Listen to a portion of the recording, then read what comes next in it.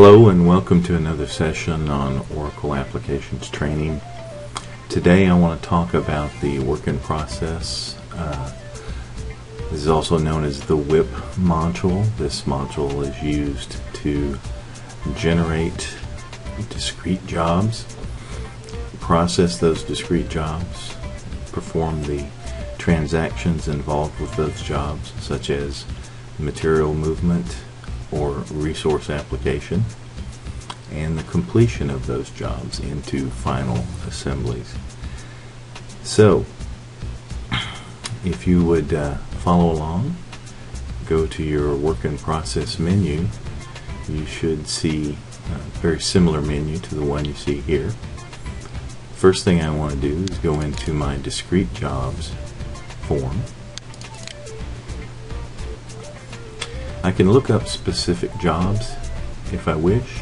I can look up jobs based on assembly, schedule group, start dates, completion dates, quite a variety here.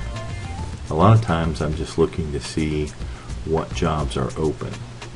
In this case I just want to see what's available for me to choose from, and I don't want to see what's unreleased, I want to see what's released. And the difference, of course, between an unreleased and a released job is an unreleased job has not been made available for transactions yet. Perhaps it's something that's just come off of your MRP workbench and you're not ready to start building it. So you might release that in an unreleased state. MRP still sees it as potential supply, but you're not ready for transactions. Once you are ready for transactions, you can change it to a released state. And of course, complete jobs are jobs where the final assemblies have gone through processing and are ready for completion into final assembly sub-inventories. On hold, of course, is when you have a situation where there's a problem with one of your jobs and you want to put that job on hold and stop transactions being performed against that job. I use the term job, but also synonymous with job is work order. In Oracle applications, sometimes you see jobs, sometimes you see discrete jobs, and sometimes you see work orders. Those are all one and the same. The terminology is just a little different, but a job and a work order are essentially the same as far as Oracle applications are concerned. So I'm going to hit the Find button and bring up a list of jobs. These are jobs that, of course, are available within the Vision instance. You can see that they're all released. We have some fairly old start dates here. These are seeded jobs that have been in there a while, but they also have plenty of inventory against them, so it's easy to work with these jobs. Also, within this form, you can go into the Components tab, and I find going to the Quantities tab very useful. It tells me that I have 5 each of these different components. It says that 1 has been issued so far and 4 remain open, and this is my current on-hand balance of available components that I can use to issue to this job. Another tab that's very useful is the Supply tab. This tells me that for these components, they're set up as an operation pull as opposed to a push or an assembly pull. What that means is basically a pull component is considered a backflush component. And what backflush means is that when you open a job and you start processing it through the move transactions and you're moving assemblies from operation to operation, the transaction known as operation pull will backflush those transactions and perform those material move transactions as a part of that operation move. So you don't have to do a material transaction on anything that is an operation pull or an assembly pull. This is a very efficient way to process work orders and material for work orders. Anytime you can use that, I recommend it. I typically see operation or assembly pull components for, components that are small, inexpensive, highly available within the factory. The only time I see push components are for more expensive components that you want to keep a very, very close track of. Those tend to be push components because you don't want them being issued and showing up issued to a job until the actual transaction has taken place and the material is moved into WIP. But again, push components are a little more inefficient because you have to do separate transactions for those. However, it does keep your inventory more up to date with what you're seeing in your factory. Whereas pull, there's a little bit of a delay because the components are basically allocated to the job or reserved to the job once you open the job and those pull transactions take place. So, keep that in mind when you're setting up your components and setting up your supply times. You want to be fairly accurate about how you do those and make it model your factory expectations. So, that's a little bit about your material requirements. Let's look at your operations for this particular job. Looks like it's being handled by our molding department.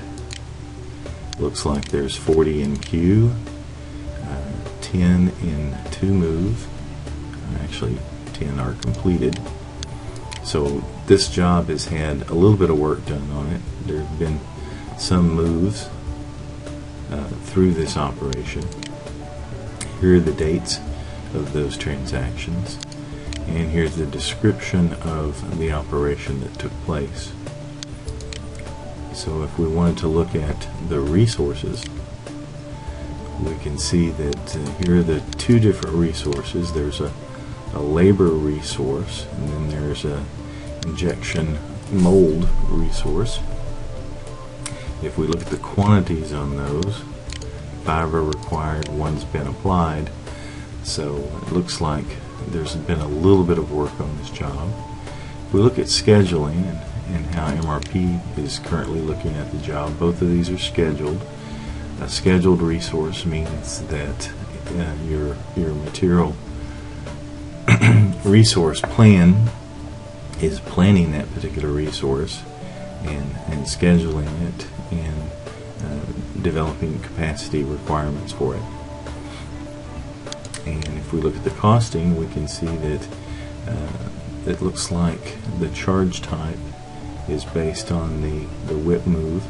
So whenever a WIP move transacts, that's when the resource costs are charged.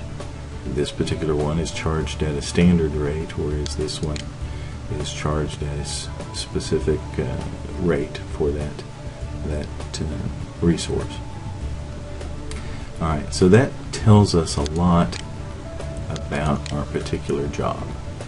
So I'm going to move this over on this side of the screen, and we're going to do a little bit of work on that job. So the first thing I want to do is I want to remember that, let's see, that was a molding department and a labor resource. So I not everybody likes this. You can do material and move transactions within these menu options, but I think it's much more efficient to use your discrete workstation. I don't see this used often. It's a real shame because I think you can be much more efficient with your operators and how you manage your work orders by using the workstation.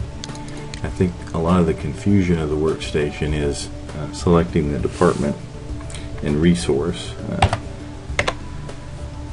we're going to select our molding department because that's what this job was related to. And here are all the different resources within that particular department. And we're going to go with our molding labor resource. And you could also select an employee as well if you had resources tied down to the employee level. In this case, we're not. So if I launch my workstation, this is what I'm presented with. Now, this is our job over here, the 725 job. So if I go down the list, I can see it here. And if I open up that particular job, I can see that I have 40 in queue, I have 10 in to move, reflective of what we saw over here. I can go to my component shortages, and there are currently no shortages, and that's again reflective of what we saw in this screen as well. I can see if there were time charges against that particular job, and I can go to the property screen, and it pretty much tells me all of the highlights of that job, which is pretty much the different columns that you would have seen over in this screen as well. I can go down into my components, and I can actually see my components that are required for this job. Scroll over and see a lot of the information about the supply, the sub-inventory, quantities used, yields, things like that. And I can also go to my resources, see the resources that are required for this particular job, for this particular operation. If I go back to my job and go to my Assembly Moves tab, this is where I can actually get some stuff done about this job. Alright, I had a bit of trouble with this particular work order, so I'm going to switch over to this work order. And in this work order, I can see that I have a quantity of 60 assemblies in my queue state, and I want to move to my to move state. And there's two ways I can do this. I can just drag this over, and that will perform the transaction, or I can go to my move assembly form, which is under here. And as you can see, one of the advantages of using this as opposed to doing it manually is it defaults in all of this information for you. So the only thing I have to put in is the step I want to move to and the quantity that I want to move. Alright, so if I were to save this, that would put 10 into the to move area of that particular operation. And the to move area is just where you would put that material. Well, since we only have one operation, it's not going to give me a listing here. Alright, so if I save this, it's going to perform those move operations. And it will do back flushing operations as well. Alright, so if I come back to my workstation screen, I can see that it's not been updated. So if I switch to this and go back, then I can see that it's been updated. So now I have 50 in my queue and 10 in my to move. Now, as I said, I can also perform this operation. Drag and drop, and I can move another 10 and hit OK, and then that performs the move transaction. So I have 40 and 20. The other thing I could do is I can also move to reject. I can also move to scrap as well. So these are all operations that I can do within this form, which I think is a much friendlier form, easier to use, and highly recommend that you use the workstation. The The other thing I could do is, if I had push components, I could do material issues from this form as well. If I were to do a material issue, again, it defaults all the information in, and operation and everything. So if I were to hit continue, I'm going to see that there are no items to move. In this case, it's because this 733 job, if I were to go and look at the components, I would see that the supply type is operation pull. Therefore, there's no manual transaction of material required. Again, remember my little description about how you would set up your different types of material supply based on whether or not you want them to back flush during the move transactions, or whether you want them to be push operations. So there's no need to save anything there. Alright, just to show you how you can do the different transactions, I'm going to take some out of my to move, and I'm going to move them to scrap. And I'm going to scrap one of those. And it's going to ask me for an account alias. If I have any, yeah, there's a scrap adjustment account.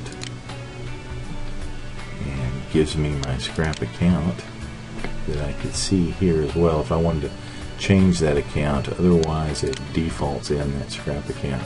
So again, for those of you out there that are have done some of these manual transactions in Oracle, you can see the advantage of using this workstation. The other thing is if there were quality plans associated with this transaction, I could bring those up as well. If I click on the quality button, it's going to say that in this particular responsibility I don't have access to quality. But when you set up your responsibilities for operating in your environment, you would allow the entry of those quality collection plans for this particular operation. But I don't have it set up for this particular responsibility. But otherwise, it would bring up a collection plan, and I could put in the reasons for scrapping that particular material. Okay, and again, I don't have to save anything. If I just move out of that and move back in, I can see, oh, it did not scrap that quantity.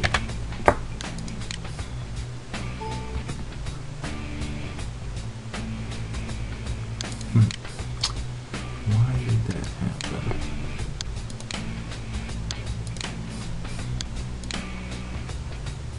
There we go. Okay, so that finally worked. Okay, so now I have 19 there, and I have 1 in scrap.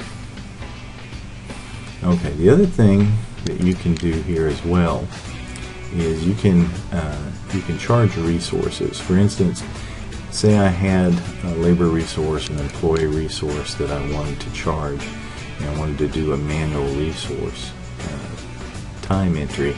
I could do that here as well. And in this case I don't, but if I did, I could choose an employee or an employee number and put in the quantity that I wanted to charge, hit the save operation, and I could actually charge resource time to that job. You don't want to do that if you set your resources up as WIP move resources. You want to do that when you've got manual resources assigned. I don't particularly recommend manual resources, especially in a standard costing environment. What that's going to do is cause a lot of WIP variance because your jobs won't all end and start at the same time, and you won't always get the proper resource charges that you would typically get for standard costing fixed cost item, so our fixed cost assembly. So that's something you want to think about. But there are some factories out there that do want to collect the resource time and charge that appropriately to the jobs, especially if you're in a service environment where you can't establish a fixed standard cost for assemblies. It's going to vary based on the service requirements of that assembly. Alright, so that covers just about everything you would want to know about the discrete workstation and the discrete jobs. One thing that is available now in Release 12 is the MES workstation. I forget what MES stands for, but I'll think of it later on. But anyway, it's basically another workstation where you can do far more advanced movements of material and resources and application of different of those within different jobs. So I'll talk about that in a further episode, but for now, just wanted to cover some of the basics of WIP. Alright, we've learned a lot about discrete jobs here. One of the other things that I wanted to show is the costing aspect of jobs, basically the WIP value summary. So if we go in, collect one of our job names, and copy that, come down to our WIP value summary screen, put in our job,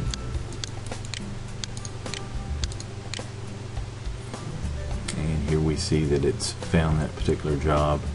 And if we look at our value summary, we can see some of the cost activity against that job.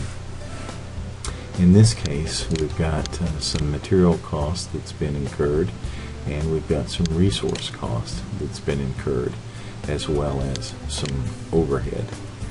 So that's what you would typically expect to see for any job that has been processed.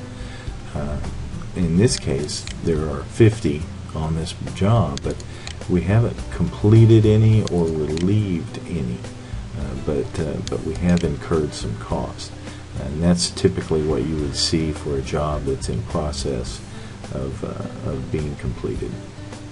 Once you have completed jobs and some of that material is relieved, then you would see costs relieved. You could also possibly see variances as well. So anyway, we have a net activity of $95.30. This is basically the sum of all these incurred costs. Now I'll show you the distributions, and typically this is something that you leave to cost accountants, but it's good information to know. But what you're seeing here are the debits and credits to each of the different accounts that take place during that particular material distribution. So you see your different costs that take place. You can see currency, transaction, the different, well, of course this is all within the same assembly, the same job. But this is good information for your cost accountants. Basically, you just want to make sure that everything's working correctly, and that these costs that are incurred do take place properly. I'll cover some more details on costing in some later courses, and give you some more details for that, and, especially for those cost accountants out there. But for now, I'm just trying to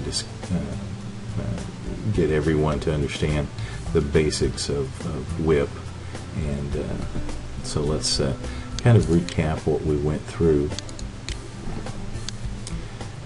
We were able to go into our discrete jobs. We were able to look at our release jobs. We were able to go to our workstation and perform move transactions for the assemblies, perform material transactions. Those are things that would typically take place in these other forms. And once you complete all the transactions in the job, then you can close it out. And once you close it out, or even before you close it out, you can check the WIP value summary to see what costs have been incurred. So that's enough about the basics of WIP. Hope you've enjoyed this session. There's a lot more to WIP, and I'm going to have some further courses that will discuss those details, especially the workbenches and how to use a simulate discrete job and some other things as well. But that should take care of the basics and get you through how to take a job from start to finish. And that's what I wanted to accomplish in this course. So hope you've enjoyed it. Look for some future coursework later on, cover in more detail and greater depth some of the things that I've exposed you to. So thank you very much.